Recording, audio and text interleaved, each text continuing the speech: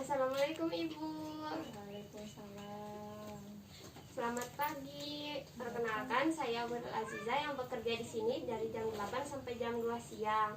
Nah, untuk ibunya mohon maaf, saya ingin menanyakan identitas. Namanya siapa ya, Bu? Ibu Sri. Iya. Untuk umurnya Ibu? 25 tahun. Iya. Untuk pendidikannya Ibu? SMA. Iya. Untuk pekerjaannya? Ibu rumah tangga Kalau alamatnya di mana ya Ibu? di Cinagara Jaya. Iya. Untuk kalau saya boleh tahu ya Bu, ada keperluan apa ya datang ke sini? Mau menanyakan soal KB. Oh iya, untuk Ibu KB-nya sudah ada belum yang mau Ibu pilih? Maunya sih yang pil, tapi belum tahu apa ya, caranya dan fungsinya seperti apa dan bagaimana. Ingin menanyakan juga begitu. Iya. Nah, saya ini ada lembaran ya Bu, jadi bisa dilihat. Nah, untuk KB itu, untuk pengertiannya ya ada, dalam umumnya itu KB itu bisa untuk mengurangi jarak kelahiran ataupun bisa menghentikan kehamilan dan persalinan seperti itu. Nah, untuk tujuan KB itu yang pertama mencegah kehamilan dan persalinan yang tidak diinginkan. Daripada kita melakukan aborsi, lebih baik kita menggunakan KB seperti itu. Nah, selanjutnya ada mengusahakan kelahiran yang diinginkan, yang tidak akan terjadi tanpa percampuran tangan ilmu kedokteran seperti itu. Selanjutnya bisa mengusahakan jarak yang baik antara kelahiran, jadi agar sang kakak dan adiknya tidak terlalu berdekatan, jadi kita sarankan untuk menggunakan KB. Selanjutnya kita memberi penerapan ke masyarakat juga, untuk saya ya, ke masyarakat untuk umur yang terbaik jika ingin hamil seperti itu. Lebih baik itu hamilnya lebih dari 20 tahun dan tidak kurang dari 35 tahun, karena di luar umur tersebut bisa menjadi umur resiko seperti itu. Selain itu, untuk manfaat KB-nya, kita bisa memperbaiki kesehatan karena mencegah juga terjadinya kurang darah, karena seperti yang kita ketahui ya Bu, untuk persalinan itu kita kehilangan darah cukup banyak seperti itu. Selanjutnya kita ke peningkatan kesehatan juga, kesehatan mental. Apabila tidak ada KB, mungkin ibu akan lebih sering melahirkan dan Terganggu. iya pastinya tidak nyaman juga. Nah, yang tadi untuk ibunya. Selanjutnya untuk bapaknya juga bisa memperbaiki kesehatan fisik karena tuntutan kebutuhan lebih sedikit. Jadi kalau anaknya sedikit, Direncanakan jadi iya, jadi bapaknya juga tidak perlu terlalu bekerja terlalu keras seperti itu. Selanjutnya juga bapaknya juga dapat mentalnya tuh lebih baik karena dapat beristirahat seperti yang saya katakan tadi. Nah, selanjutnya, yang pertama ada kontrasepsinya IUD ya Bu. Untuk IUD itu termasuknya dalam AKDR atau alat kontrasepsi dalam rahim. Jadi alat kontrasepsinya itu masuk ke dalam rahim ibu, tidak di luar, tidak di tangan ataupun diminum. Nah, untuk AKDR ini kita memakai yang T ya, hurufnya seperti huruf T. Nah, untuk AKDR tidak bisa digunakan oleh ibu yang dicurigai hamil seperti itu. Jadi apabila akan menggunakan AKDR, sebaiknya ibu di PPTest dulu nanti seperti itu. Nah, yang bahayanya kedua, apa? untuk bahayanya di sini ya ibu, ada di efek samping. Nanti itu biasanya setelah pemasangan akan timbul nyeri atau mules. Juga kadang ada flek sedikit ya di yang keluar di celana dalam, jadi sepertinya terlihat seperti itu. Nah, selanjutnya juga ada keputihan. Kita kembali lagi ke kontraindikasi ya Bu. Jadi tidak bisa dipakai apabila ibunya punya erosi. Jadi nanti kita cek menggunakan susu bebek. Apabila daerah porsionya sebelah sini itu terdapat seperti sariawan ya Bu, kalau dilihat. Nah, jadi ibu tidak bisa menggunakan ini, tidak bisa menggunakan IUD seperti itu. Selanjutnya, ibu yang dicurigai mempunyai kanker rahim. Nah, maka dari itu kami sebelum melakukan pemasangan kita akan memeriksa dulu ini porsinya, takutnya nanti ada kanker rahim seperti itu. Selanjutnya yang terakhir itu ibu dengan pendarahan yang tidak normal dan tidak diketahui penyebabnya. Jadi takutnya nanti semakin parah perdarahannya, jadi kami tidak merekomendasikan untuk pemasangan IUD. Selanjutnya ibu dengan waktu head yang sangat hebat.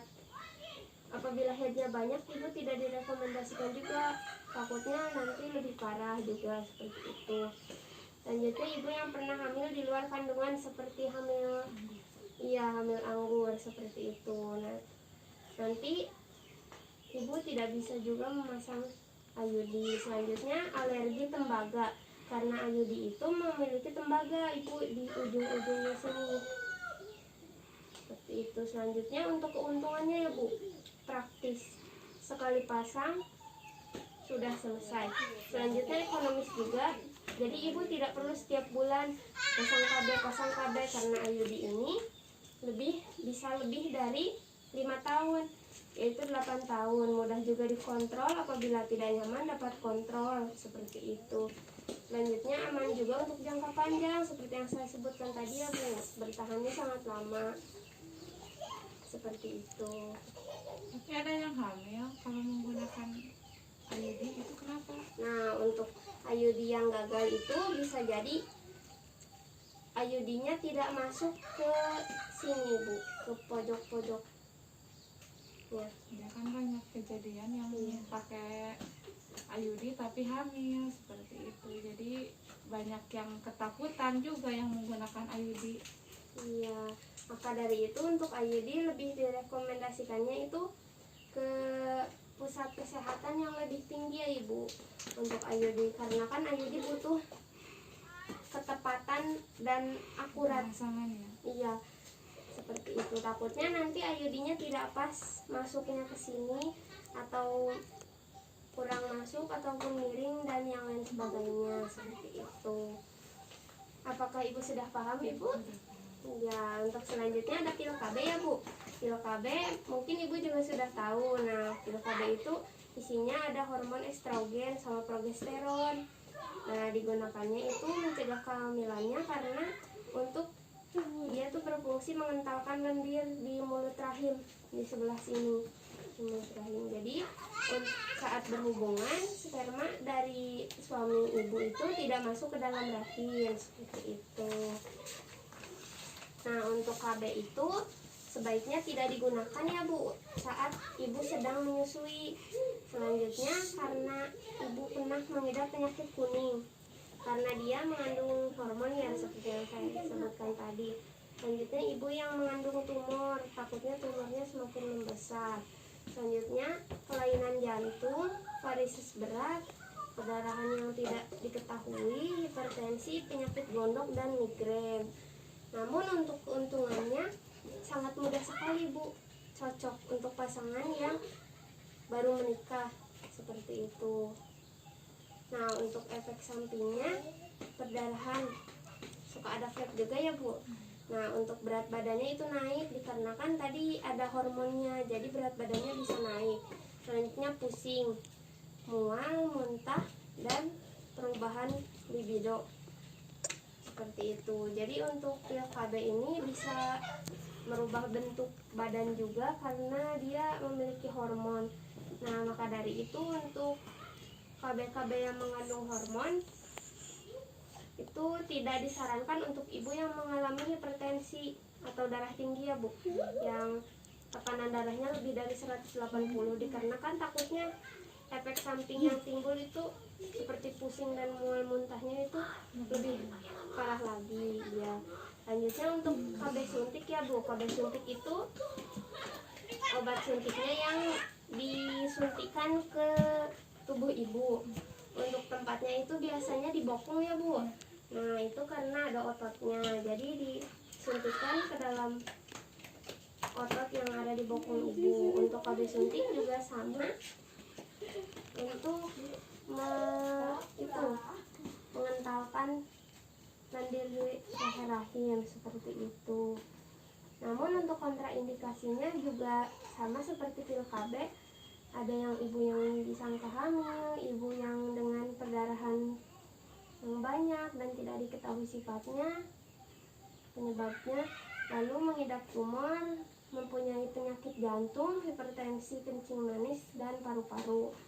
Sedangkan untuk keuntungannya itu praktis juga karena ibu tidak perlu meminum seperti pil KB ya bu. Pil KB kan setiap hari, kalau telat nanti aduh bagaimana dan sebagainya.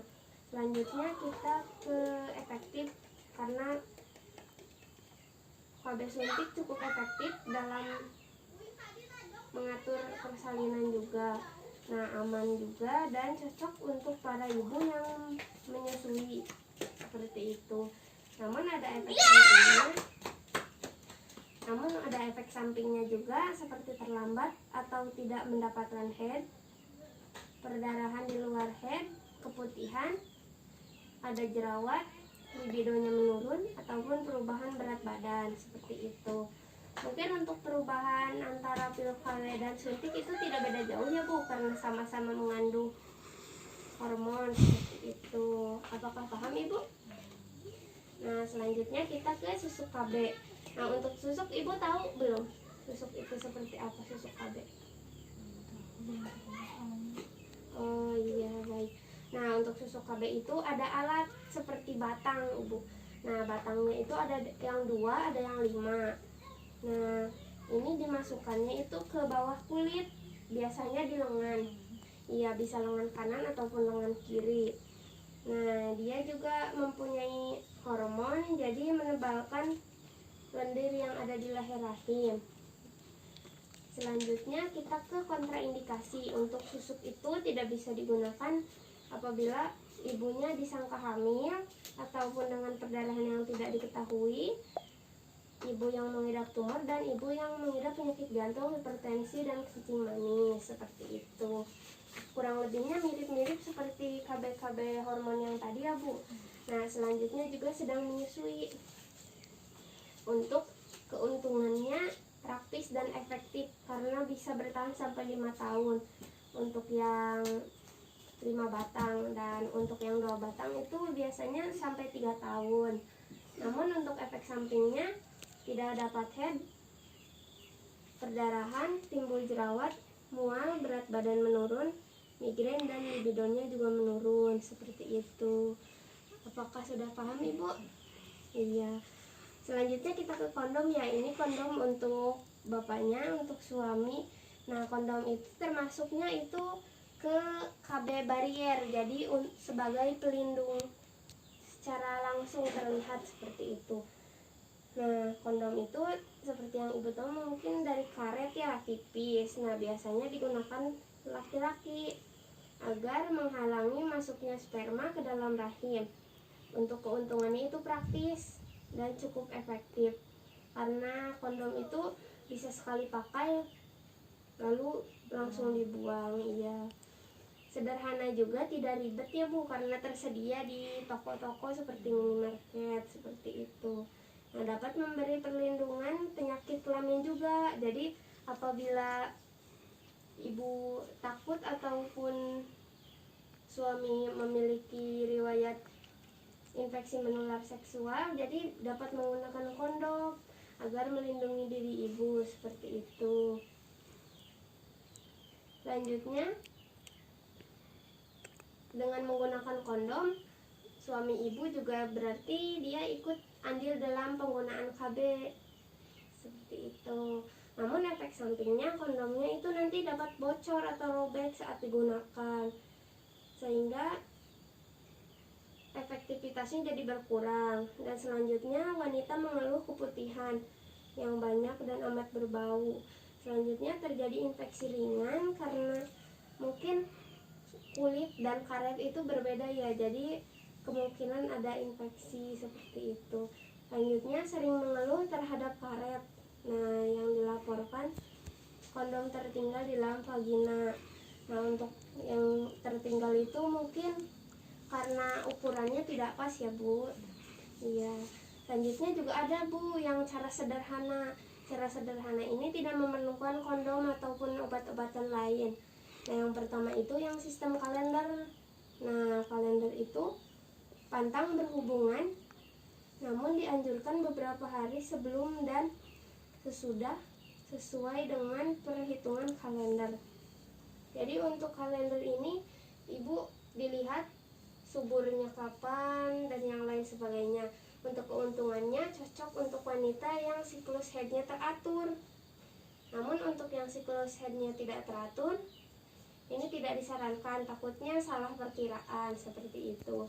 Namun untuk efek sampingnya, semakin tidak teratur siklus haid, maka tidak efektif karena makin pendek masa yang aman untuk berhubungan seksual seperti itu. Selanjutnya yang cara sederhana yang kedua yaitu sistem pengukuran suhu basal badan. Nah, ini dilakukan sewaktu bangun pagi hari, namun dalam keadaan istirahat penuh, bisa setiap hari juga. Keuntungannya mudah dilakukan. Dengan cara ini masa berpantang lebih pendek, namun efek sampingnya merepotkan. Tidak akurat bila terjadi infeksi, karena saat infeksi biasanya tubuh kita akan lebih panas seperti itu. Dan hanya dapat digunakan bila siklus haidnya teratur, yaitu sekitar 28-30 hari begitu. Apakah Ibu sudah mengerti sekarang untuk macam-macam KB Ibu? Sudah. Iya, untuk selanjutnya Ibu akan, setelah saya jelaskan tadi ya, akan memilih KB apa Ibu? Sepertinya pilih yang pil saja untuk saat ini. Iya. Biar untuk kesuburan juga, karena kan saya baru menikah. Iya. Nah, untuk pil mungkin lebih gampang lagi ya Bu, karena jika dilepas bisa langsung pengen punya anak. Iya. Ya baik Ibu, terima kasih. Sama-sama.